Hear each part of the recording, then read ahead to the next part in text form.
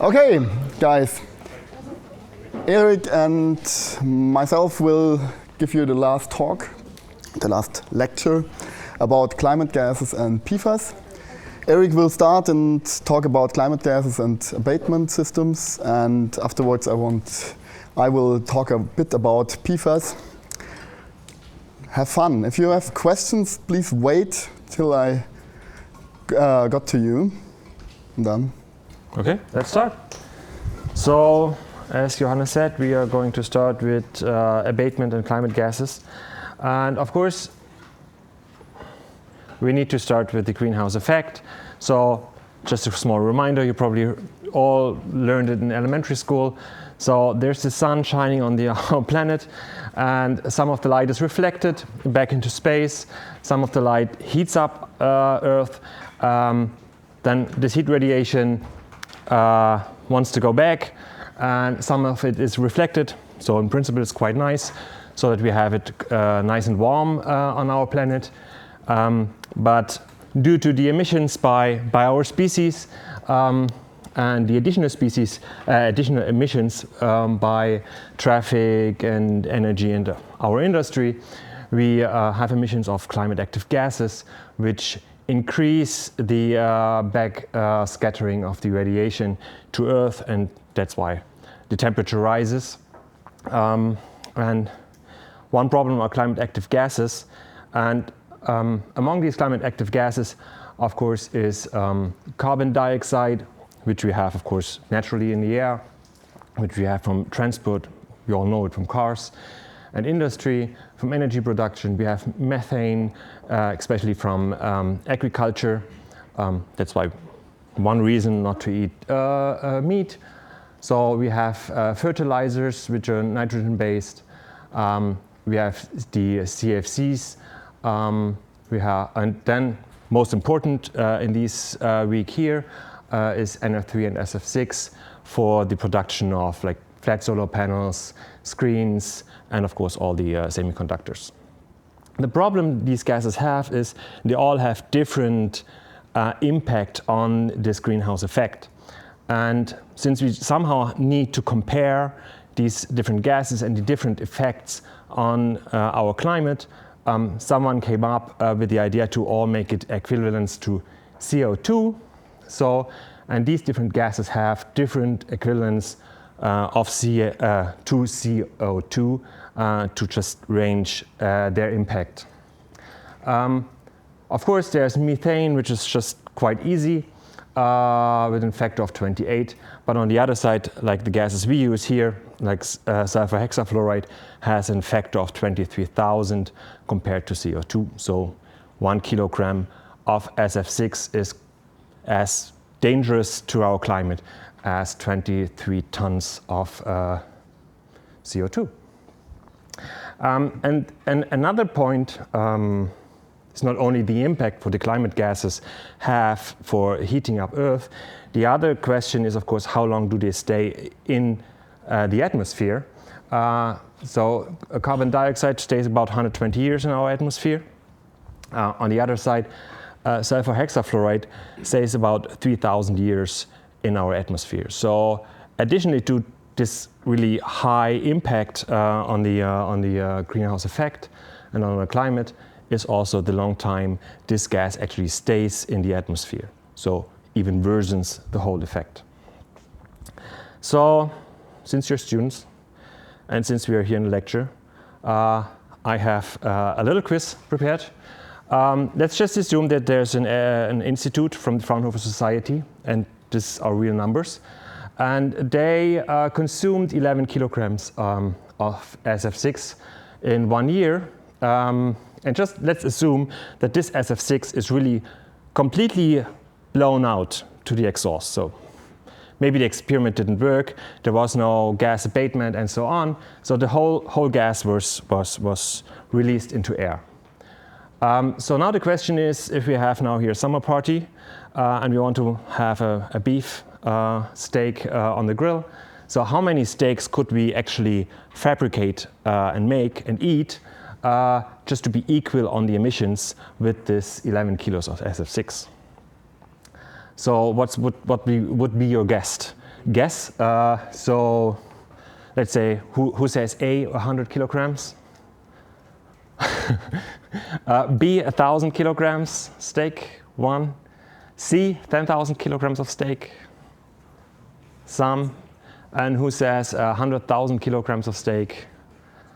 Also some. Okay, I did not take the largest number. It's actually 10,000 kilograms of beefsteak. You could eat for the same equivalent of CO2 if we assume that there's actually already regional beef, which is the cattle was on ecological farm and so on, which then consumes 25 kilograms of CO2.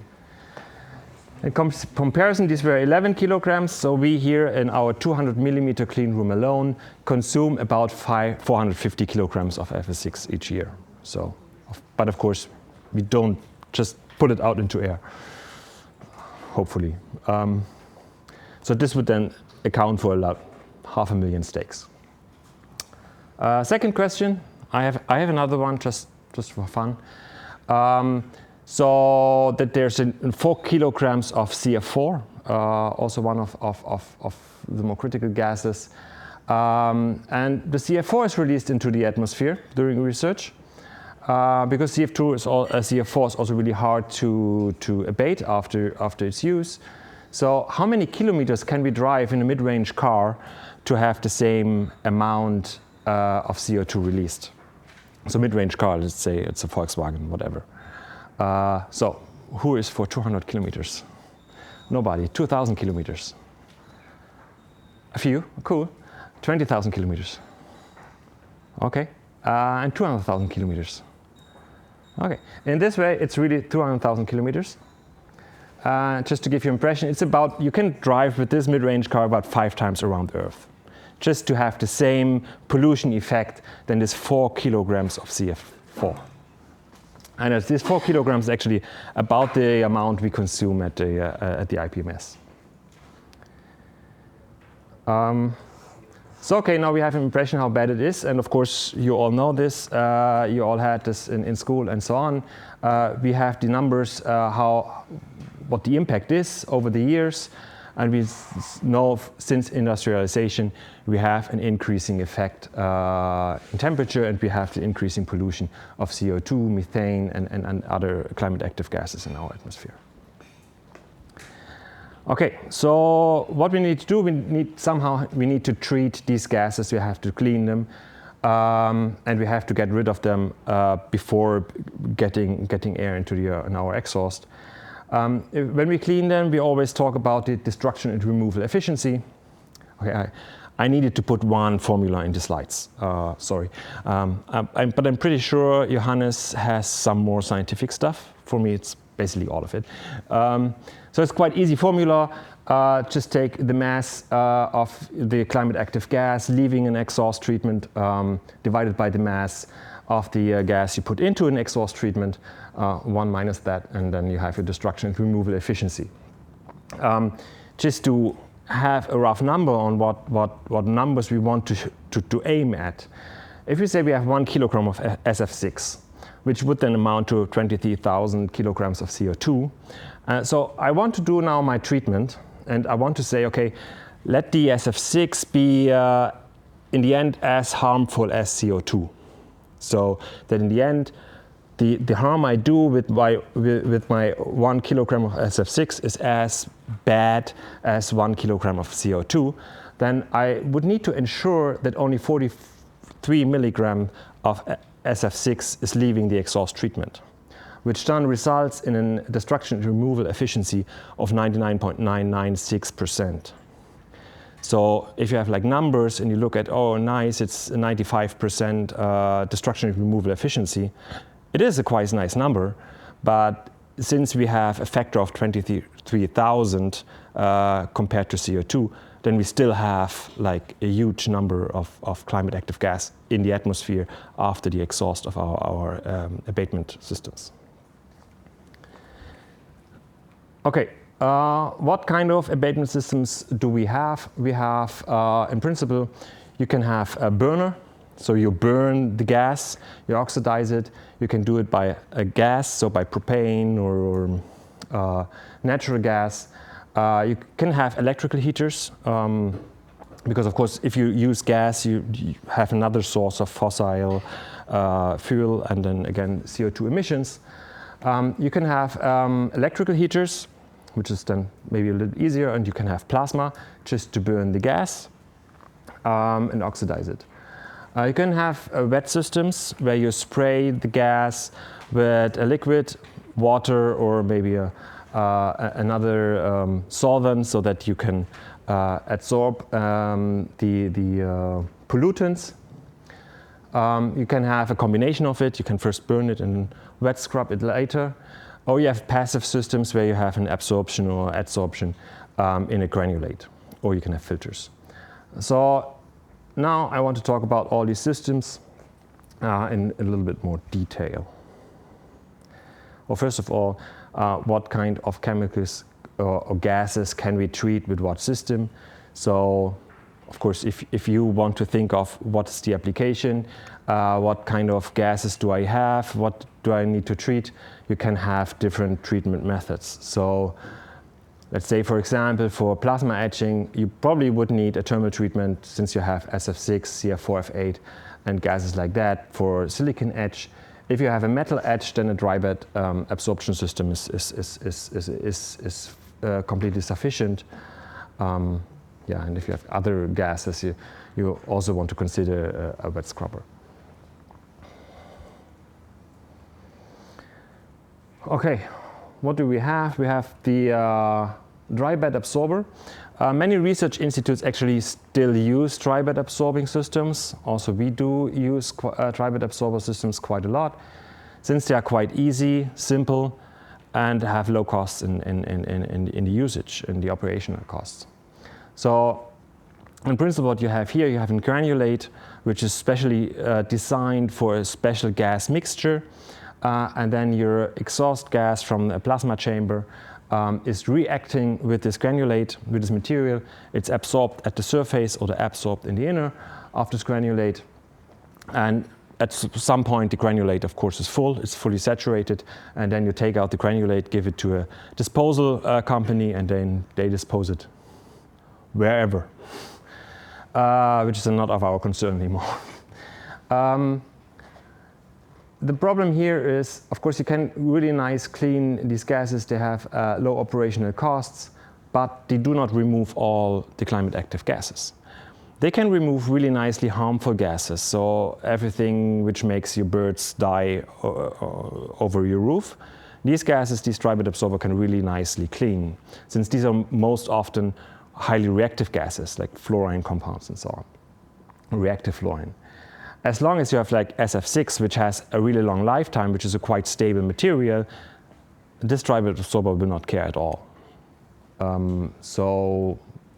But up to now that there's no big regulation on the emissions of SF6, nobody cares and you can still use absorbing systems. But it's not good for the environment. Yeah. So the other system would be a wet scrubber, as stop. Are there still companies in Europe who use the dry process by just saving them cost and so polluting the environment quite a lot therefore? I would guess so, yes. At least we do. Okay. But of course, as for example, if you have a metal etch system, then a dry bed absorber is sufficient and good and cheap. Mm-hmm. And the company will always stay at cheap. I know from the bigger companies, bigger fabs, they mainly use burner washer systems. Also Infineon, for example, on the new fab they're building, they are using plasma washing systems in their new fab. Because, of course, they all are also aware of the regulations to come. And they have to prepare for that, because as you build your fab and you use the systems, then you have in your fab. But older fabs, smaller fabs, I don't know. So there's no obligation to remove SF6, and so it's like you can pollute in principle, highly climate active gases? In principle, so what in the discussion also with our facility and guys here, where we measure at the top exhaust of the fab, and we don't measure anything harmful, and then we are good. Of course, on the top exhaust of your fab, you have a whole lot of nitrogen because you dilute everything with nitrogen in every pipe. You have the whole fab air exhaust, so from the ambient air. You also put in the normal exhaust, so you will never measure in ppms what SF6 is there. You will not measure. You measure harmful gases. Harmful gases are regulated. Okay, you have to comply with these regulations. But I'm not aware of a regulation of SF6 or CF4 or something like that. Thank you. Okay, you have wet systems. As I said, you spray water onto your gas stream, and then the gas can absorb on the particles of the water, on the droplets, and then are washed and rinsed into your water. So you can have also really nice destruction and removal efficiencies here. You can have really high gas flow rates, of course, and it mainly neutralizes, of course, acid gases. The problem here is it's starting up that you get operational costs. So you need the water in the first place, and then you have to somehow think about the wastewater you have. You have to dispose the wastewater somehow. You can feed it back into neutralizing and into town water sewage, but sometimes you also collect the wastewater and then give it to a disposal company. And of course, if you have something with water and it's corrosion, you have to pay attention on your pipes and so on, and you have maintenance and operational costs just rise. Then you have these burn systems. As I said before, you have a gas propane or H2, which is a more environmentally friendly gas, as long as it's green H2. Or you can have plasma or electrical thermal heater and heat up the gas up to 800 or 1000 degrees Celsius, and then you burn your gas, you oxidize it. And then you can have really high destruction removal efficiencies, but also there you see a destruction removal is above 95%. For example, CF4, it's about that range, 95%. Other gases might be 99%, 99.9%. But as we calculated earlier, we need a 99.996 to be at least even with CO2, not regarding the gas, the propane we actually burn and then have additional CO2 impact. So it's energy intensive, it's cost intensive, and of course you have to prepare for secondary emissions. So if you have, also in the plasma process, you get NOx as a side product, so you have to care then for what do I do with all my additional secondary emissions which originate from the burner system itself. So that's why you combine then the burner and the washer just to care for the secondary emissions. So you combine basically the advantages of the burner and the water system to get even higher destruction and removal efficiencies. You still have a high throughput, you're flexible on what gases you put in. Of course, the burner washer needs to know, because then it also changes recipes. But of course, you also combine the disadvantages. You have two expensive systems, you combine and get a even more expensive system. So it's energy intensive and you have to care for the wastewater. Okay, so now in the last part of this talk, I want just to show you a few of the measurements we did. So we did FTIR, and so it's infrared, and secondary ion flow tube mass spectrometry, so mass spectrometry measurements on our burner and abatement systems, so burner and absorption system. So in the back you see here an absorption system we have in our fab, and in front there's this FTIR setup, and that's the other system. We have the burner washer system in the back, and here the mass spectrometer attached to it. And we did some measurements just to check if these literature values you can find just are fine, and what are the actual numbers for our fab are. Because of course it also changes from fab to fab, from process to process, from machine to machine you actually attach to these systems. And of course also the question is this burner washer, for example, is it adjusted right, is the right recipe on it so that it really effectively destroys the gases we emit. So here at first, these are the 2 slides for the FTIR measurement. So that's now the FTIR attached to the PECVD system, so chemical vapor deposition. So we have this PVD chamber, gas is into the PVD chamber. There's a plasma burning just for the process, right? So many people, when you talk to them, say, okay, all my gas is actually already dissolved in the plasma. So of course I put the NF3 in, but then of course there's a plasma, so I don't have NF3 afterwards, which is basically not correct. Then we measured before the burner washer system, so sampling point 1, and we have a second sampling point after the burner washer system, which is the pipe then to our fab exhaust. And what you can see here in the table above are the measured concentrations of these various gases before the abatement system, so after the plasma and the process chamber. And what you can see is for almost all of these gases, the measured concentrations are actually higher than the measurement range of the instrument itself. So we are far above the actually measurement range and the measurement capability of this FTIR. After abatement, this is much nicer. So we have the 700 SCCM NF3, which we put into the chamber, then there was plasma, then there was the abatement system, and afterwards we only have 0.7 ppm of NF3 left, which is quite good, which then results in a destruction and removal efficiency of 99.7%, which is also quite nice. But still keep in mind, actually we were aiming at something at 99.99 something. So here, burner washer at least works. But of course, we can also prove that we do not dissolve all the gases after the process chamber. Many of them survive.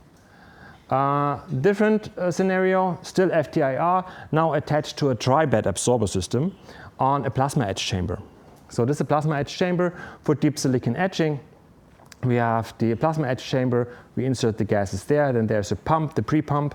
The pre-pump actually still dilutes this gas flow by 40 liters per minute with nitrogen. And then we only have one sampling point because there's a bypass on the dry bed absorber. So once at one time the gas goes through the dry bed absorber, and then another time we just open the bypass and the whole gas just is not seeing the absorber system, and we can measure on one point, which is quite nice. And also here we see pre-abatement, so before the abatement, after the plasma, after the process chamber, we have measured concentrations which are just really far off the measurement range of this FTIR. And the slide before, we could actually still guess a number on concentration. Here we can't even guess because it's just out of any spec. So for SF6 and for CF4F8. If we go through the absorbing system and we measure there, we get the same numbers. So the dry bed absorber, as I told you just a few minutes ago, has no effect on SF6 or C4F8 or CF4. It's just not reacting, we degranulate, it just goes through and into the air. So one could assume that this 450 kilograms SF6, which we actually process, to some amount goes into our air. Now the same measurements, just to show you that there's also a complementary measurement with the mass spectrometry. Basically both same setups as we had with the FTIR. So one here, we look at the NF3 concentrations over time. So this is a bunch of wafers processed. In between each of these wafers is this NF3 cleaning step. The NF3 is used for cleaning the process chamber. So that's why you have here multiple spikes. So between each of these spikes is the process of polysilicon deposition.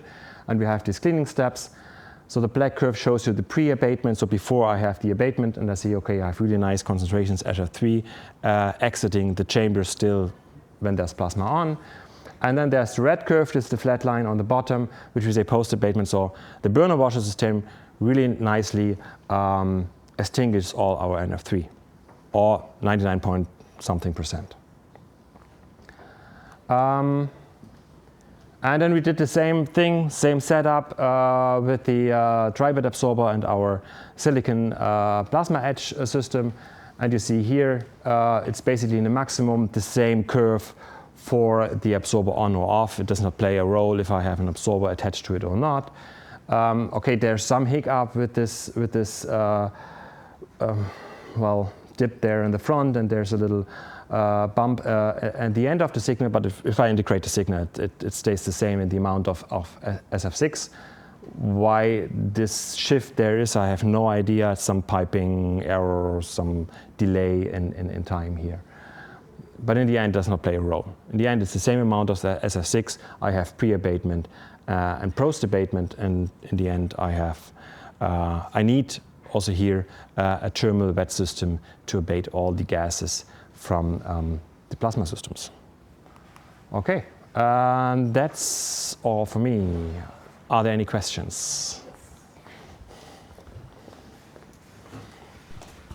What are the regulatory requirements on release of harmful gases, and are they different for small research institutes like Fraunhofer as compared to the big fabs? Actually, I don't really know what other regulations or if there are different regulations from fab to fab. It's the same. In principle, it should be the same, yeah. Same. So in principle, they are also allowed, as you said, to release. In principle, yeah. That's of crazy. course, at some point, we know that there's going to be a European regulation that also these gases have to pay CO2 compensation. And then if you have to pay 400 euros a ton or whatever for CO2 compensation, then this really gets expensive fast for the companies. And at that point, they are going to think of shifting. And that's why they are, like Infineon is shifting right now, or also in the past, just to avoid any concerns there. So this is with regard to climate impact, and what about the health and safety on humans?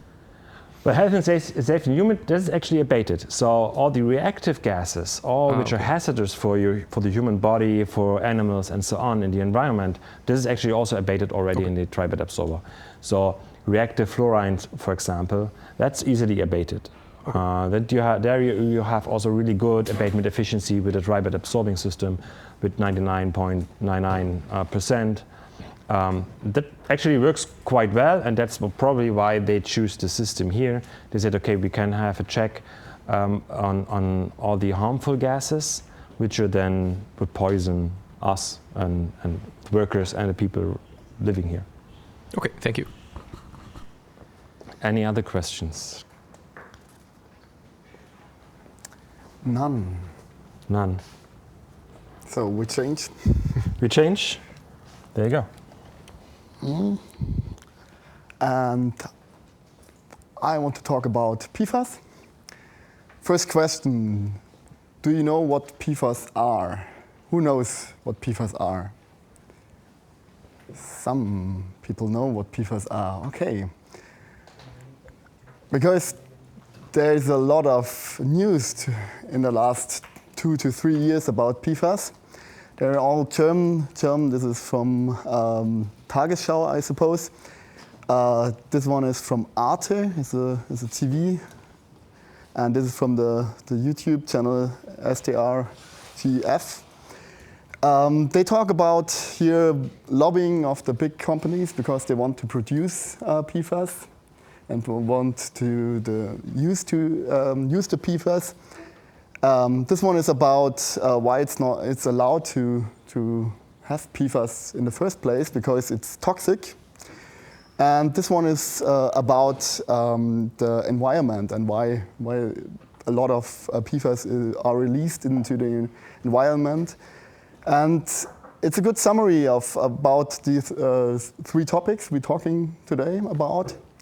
And yeah, that's not all. There's also a big movie, a big Hollywood movie about PFAS. dark waters. It's about the first PFAS case in the US. Look it up. I didn't see the movie, but I see the report on its base, the base of the movie. It's quite good to read and to understand, I suppose. But before we go further, we should talk about what PFAS actually are. And there are a lot of definitions about PFAS. So PFAS, depending on which definition you use, you get a different group of substances.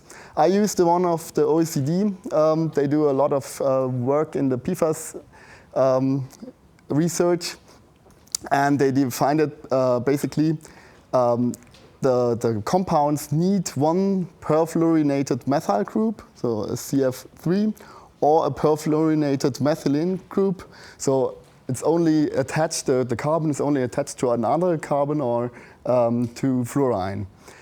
And if you use this definition, you get a group of around 7 million known compounds.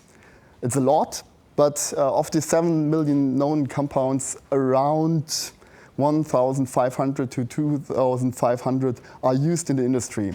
So it's a big group, but only 2,500 only are used. They have a wide range of application. I think you know this application. You know these pans, these non-sticking pans. This is the oldest PFAS. Teflon was the first PFAS synthesized and was originally used for the atomic bomb to create the uranium you need for the atomic bombs. And afterwards, they used it to make non-sticking pans because you can.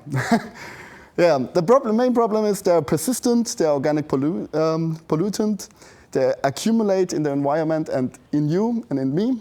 We will see why they are persistent and why they accumulate that well. And the big issue is they have a big health risk and a big environmental impact.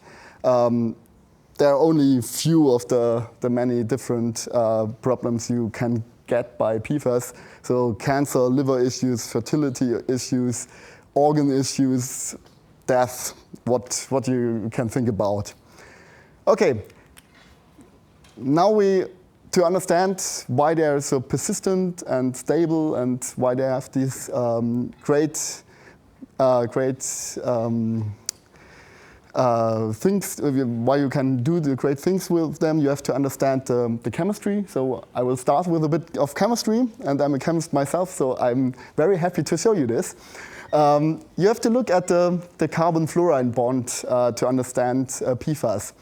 And basically, fluorine is the most electronegative element, which means the bond has a high dipole moment. So there's a partial charge on the fluorine and a partial charge at the carbon. The bond is around 1.35 angstrom in length, which is a relatively short bond. And as you see here, the bond gets even shorter if you substitute the hydrogen by more fluorine. So the more fluorine there, the shorter the bond, and the binding energy gets even better, so they get more stable. The more fluorine are attached to carbon, the more stable the compounds are. And therefore, they get very unreactive because you don't have anything which has the energy to react with these bonds. So one thing you can use to destroy Teflon is sodium sodium or potassium in liquid. So you have to heat it up, and then it explodes with Teflon. But nothing else, almost nothing else, works with these compounds. And another thing, which are the problem for these perfluorinated compounds, if you imagine these carbon chains, and they're attached by fluorine, so perfluorinated by fluorine, you create a shell. So there's no attack point for any substance. So these perfluorinated shells are the main problem for chemists to destroy these compounds. Keep this in mind. These bonds, these fluorine bonds, lead to extremely, if you do polymers like Teflon, lead to extremely low surface energies. So the structure of them lead to extremely low surface energies, and that leads to no adhesion. So, and they are also highly polar. So there's a combination you don't easily get. And they're simultaneously hydrophobic and oleophobic, so they don't get wetted by oil nor by water, which is a bit peculiar. So to show you what substitution of fluorine does to a compound, I have here the very important TFA on the right side and the acetic acid. You know this compound, I think, very well because you consume it sometimes in vinegar. It's the acid you consume. So it's a mildly strong acid in water, and you can basically eat it in diluted solutions.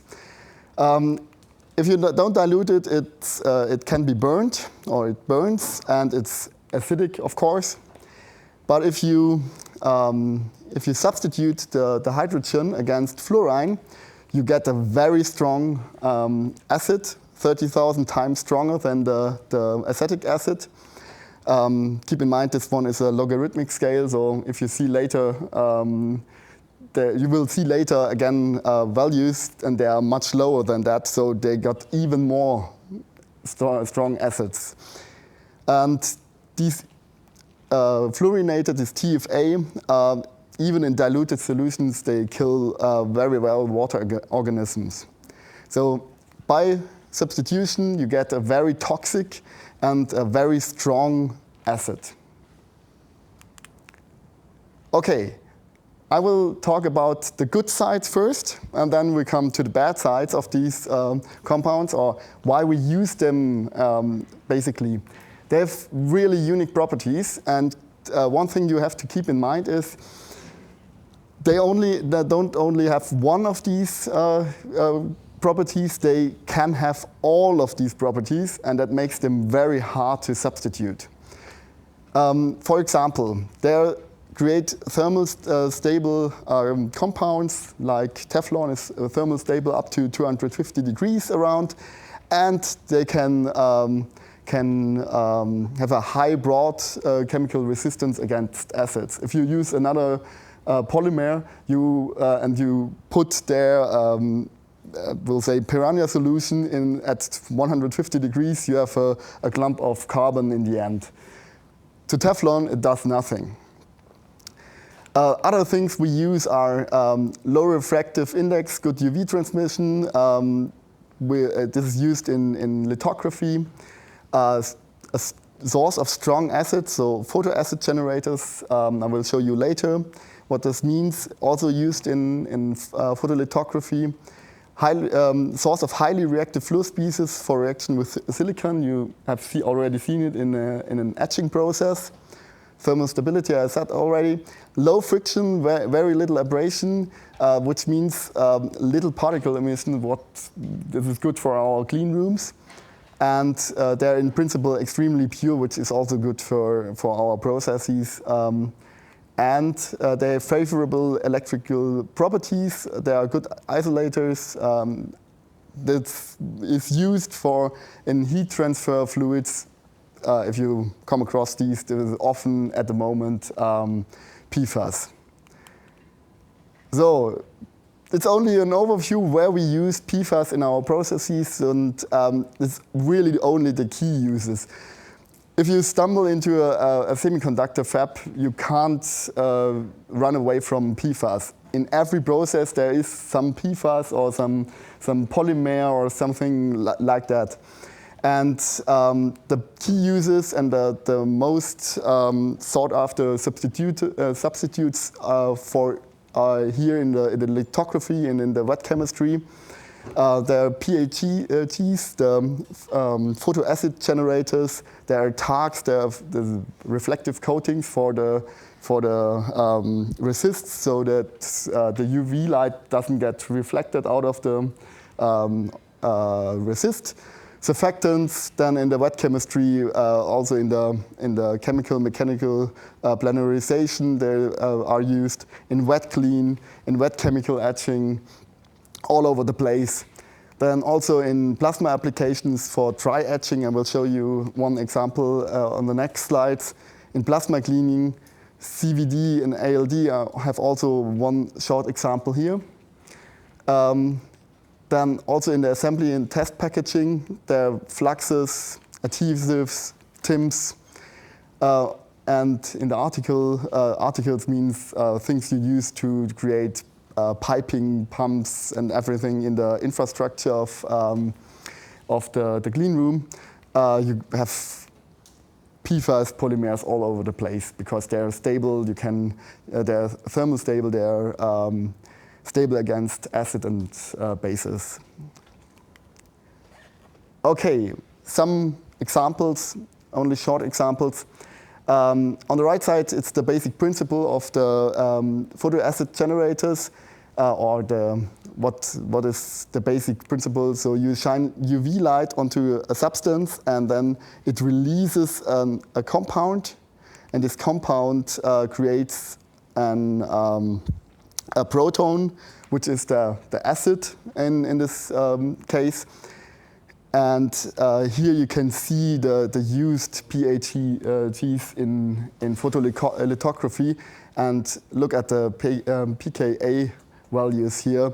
So in the trillion times more acid than the TFA. And why they are used is basically they are stable. They're good. They have a good solubility in the solvents used in lithography. They're strong non-nucleophilic acids, so they don't get attached by themselves. So that means nucleophilic. The dissociation in UV light, of course, because you use UV light to release them. Okay, next example. I think you heard about the Bosch process. Without the Bosch process, there are no MEMS or MOEMs. So without them, we can't create the things we do. And the basic principle is you start with a structuring, so masking with a photoresist or with a hard mask. Then you have an anisotropic etching process with fluorine-containing etching gases, so the first PFAS. Then you do a passivation layer with C4F8, for example, also a PFAS. So you etch, you create a passivation, and then again you etch, do a passivation, and so on, and you repeat until the desired depth is reached. And you get these wave-shaped form, and you can see this here in the SAM picture as well. But keep in mind, we talk about PFAS. In every step, we use a PFAS in this process. And if you exchange the passivation, you have to exchange the etching gas and vice versa. So it's very hard to replace this process.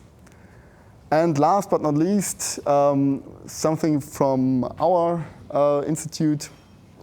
We use CVD, ALD for coating. One of the groups will show you their results tomorrow. No, not tomorrow, in the evening.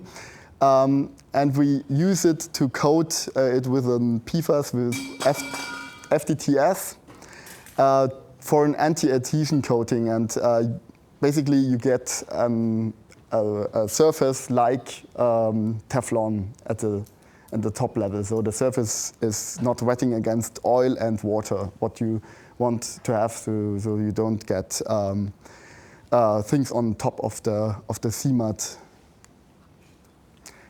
Yeah, that are the uses for now. Now we change to how big is the problem? How much PFAS do we use actually in semiconductor industry? And it's very hard to get these numbers correct. So take them with a grain of salt. They're not really correct, but they are not completely wrong either.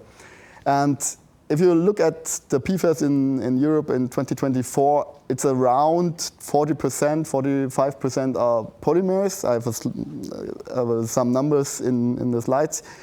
And then textiles, paper and packaging, and firefighting foams, actually.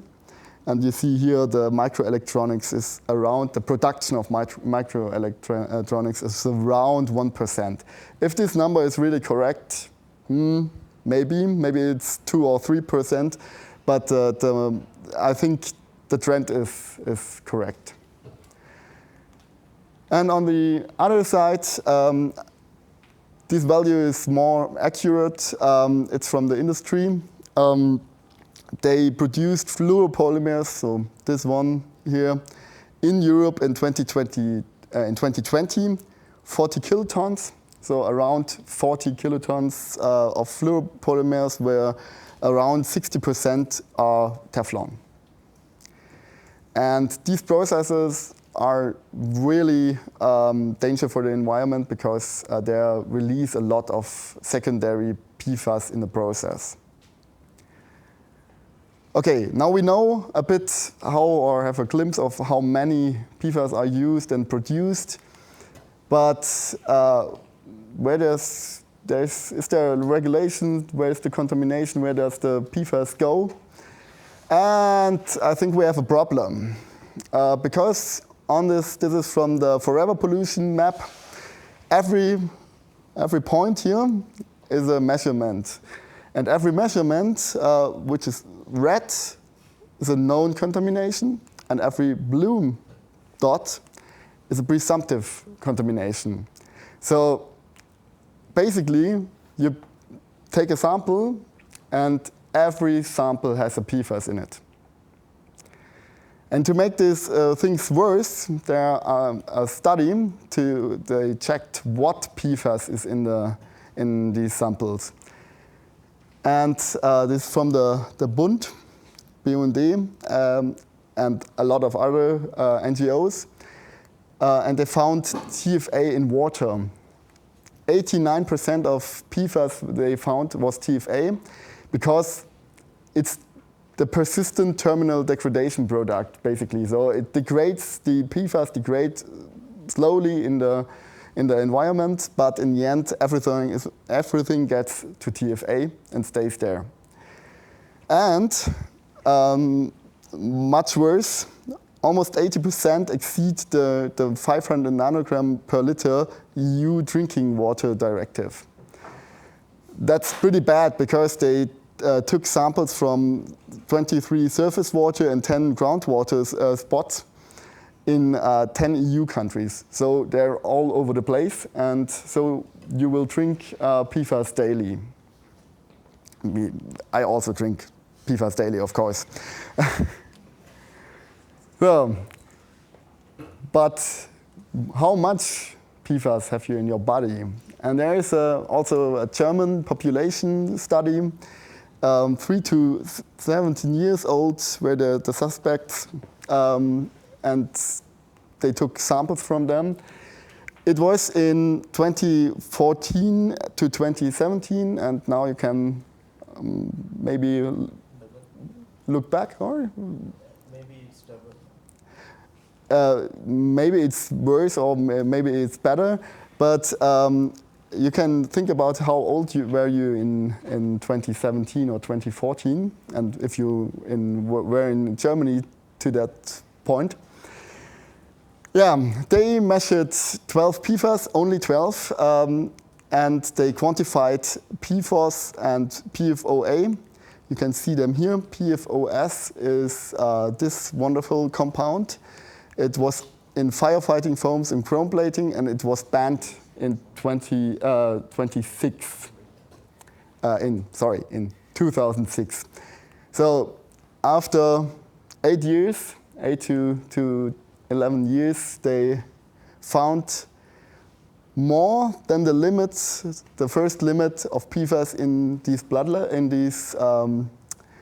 these samples. And for the PFOA, it was banned in 2020, so it was used the whole time. They found 1.12 microgram per liter, which is below the limit, the HBM limit, which is basically, they tested it how much your body is able to withstand. So basically, everybody has too much PFAS in his body. So now you can ask, okay, we should do something. And yes, we can do something. As a semiconductor industry, there are basically 4 pathways we can do to abate and to check for PFAS. Sorry. These 4 pathways are the abatement. You've seen some from Erik already. There are some available systems for specific problems, but we don't abate everything. Not yet, at least. Then there's the best solution is substitution, so don't use PFAS at all, which is very hard to do, as you can have seen in the slides before. Then maybe recycle it so it doesn't get into the environment. To be honest, there are basically no recycling processes yet. There's 1, 2 for some polymers, but nothing else. And that's the least, the worst of the 4 approaches. But if we can't do this 3 beforehand, we have at least to restrain them, to prevent the PFAS to get emitted into the environment. And this is done in the semiconductor industry in some cases. So now you always talk about policies here. There is some policy on the way, but there is also lobbying groups who lobby against these policies. At the moment, there is a big PFAS restriction proposal from different industry partners here, semiconductor and chemistry companies and everything else. Maybe it gets in place in 2027. Fingers crossed. Okay, now the last slide, take-home message for you. PFAS properties are defined by the carbon-fluorine bond. The properties are extremely well suited for our microelectronics production. That's basically why we use them. PFAS accumulate in the environment and are often toxic. We must at least prevent the release in the environment. Better is to substitute them where possible and don't use them at all. And we are at the moment caught between conflicting interests. So lobbying on the one side and the people health and the environment on the other side, and in between the regulation. That's the happy message in the end. Thank you for your attention.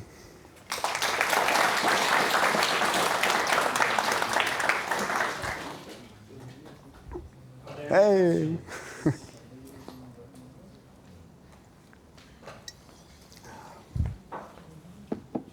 Would you wish more regulations when it comes to PFAS, or is the current status okay? Basically, yes, more regulation. Good regulation, because without PFAS there is no microelectronics, of course. But there are smart regulation. So we use PFAS in things we don't need PFAS for. So in textiles, in non-sticking pans and other things. So this should be banned. And also the basic problem is how we regulate chemistry in the first place. So the basic problem is they can produce a chemical, then put it in the market, everything uses it, and afterwards we realize, oh, it's toxic, and then we ban it, and then the industry says, okay, here is another compound which is only slightly different to the compound before, and the cycle starts again. And that is basically we have to do for the chemical companies and for the compounds the thing we do for the medicine and for the pharmaceutical companies. So they have to show that the things they use aren't toxic, and and not vice versa. So, another question. No. It's 20 minutes to lunch. You can ask.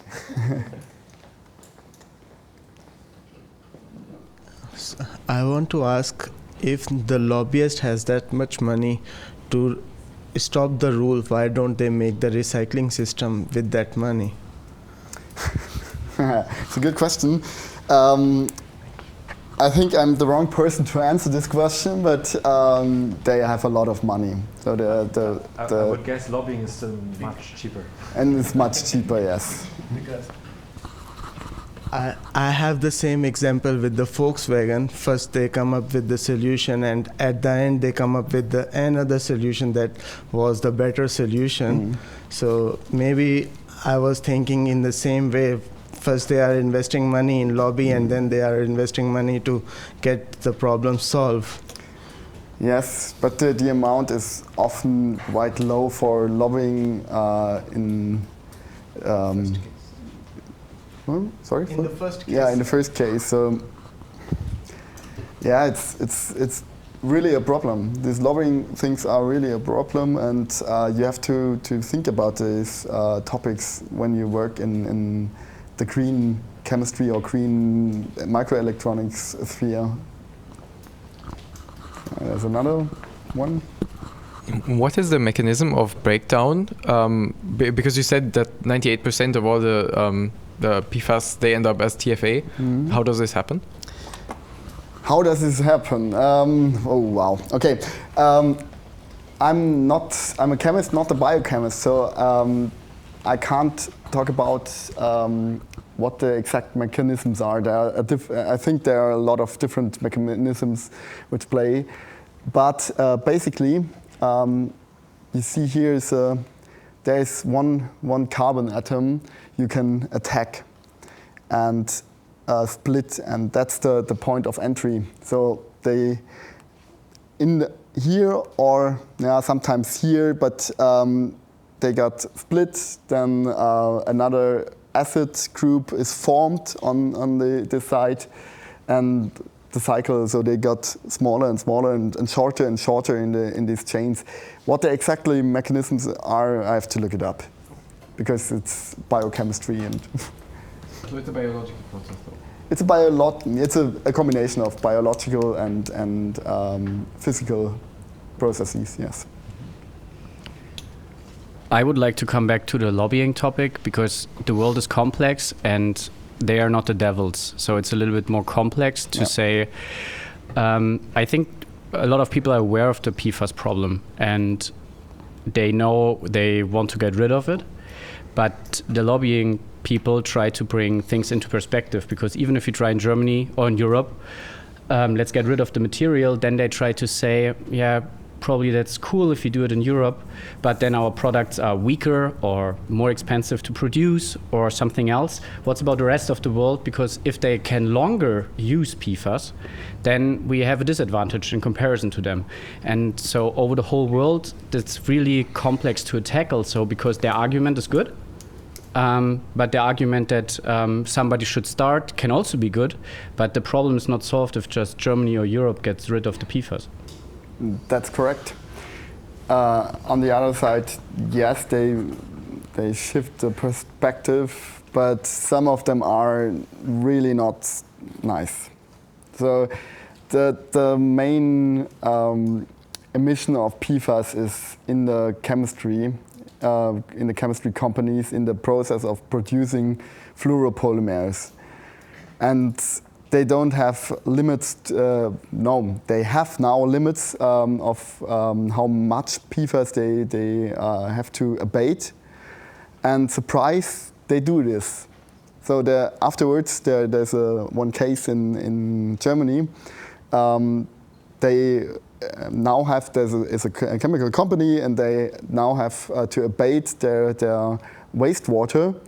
And the limits or the amount of PFAS dropped around 10,000 times. So afterwards there was drinking water, and before it was wastewater, basically. So good regulation is important, and the lobbying often don't address this. They say, whoa, we want to use it, because otherwise we can't produce anything here. And that's why I say good regulation or smart regulation is the key. Okay. Another question. More questions? I gave to him first. Yeah, my question is regarding the recycling of PFAS. You mentioned that it's not yet really done that much, and I'm wondering if you know what the barriers are. Does it have to do with like their properties that make the PFAS difficult to like separate, or is it more like a practical? It's really hard to recycle anything, because you need pure compounds to recycle, and it's a problem in basic plastics in the first place, and it's more complicated because we don't have processes in the first place, and we don't have pure compounds in the waste. And I think that's the big barriers at the moment. And another barrier is you can't get money with it, basically, because it's too cheap to produce new plastics.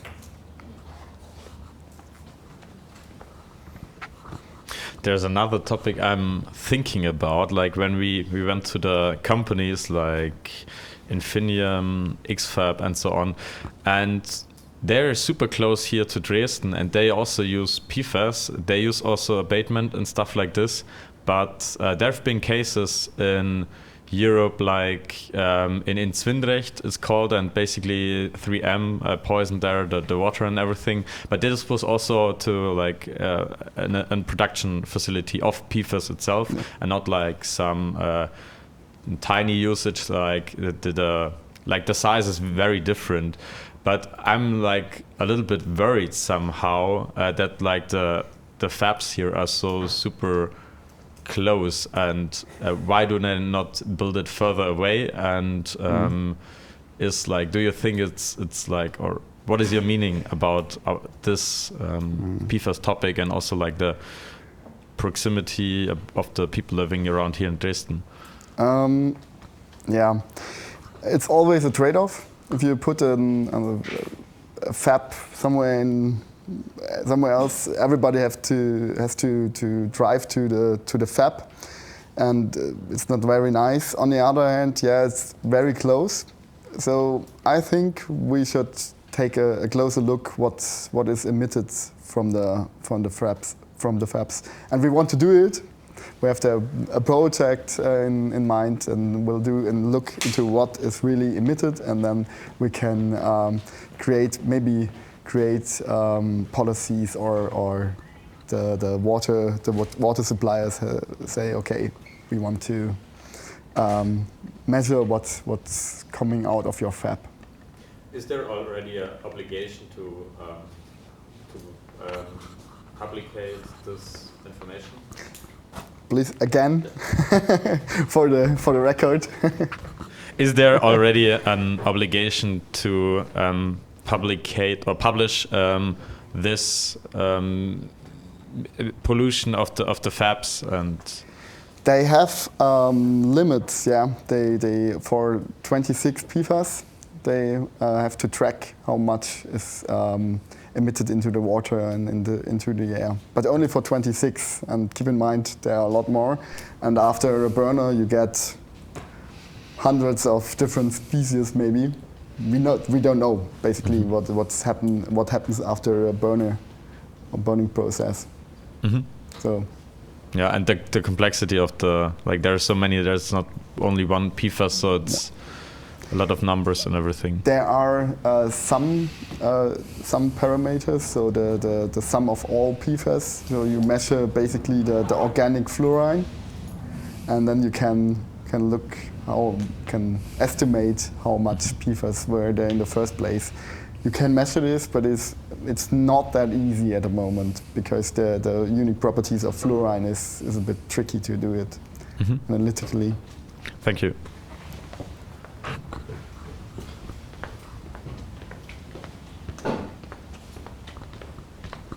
Thanks. As a member of the PFAS group who will present the results this afternoon, I want to just give another answer to Markus, because we read a paper where they discussed, or they check 30 or 40 German cities, what is the contamination of PFAS in the drinking water. And they also split Dresden into 4 parts, and even the most contaminated place, which is not surprisingly here, is 5 times below the restrictions. So even if something is polluted, they checked 20 of the PFAS, the most commonly used or found in the drinking water, and it's still safe, especially in Dresden, but also in other cities. The worst contamination was in Berlin and in Köln. Just if you are interested, I will send the paper also to the group. That's a good thing. Keep in mind they accumulate in the environment because they don't get destroyed. That's always the bad part. So even small leakages lead to contamination, higher contamination later in the chain. But of course, at the moment we save. Okay. So after this happy talk, I think Get some PFAS. get some food and some coffee and be happy. Besides having PFAS in your body, have fun. Thank you.